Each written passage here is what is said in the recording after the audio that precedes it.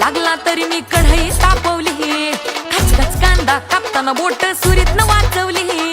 हाताला चटका लागला तरी मी कढई तापवली, तुमच्यासाठी स्पेशल केवढं बाय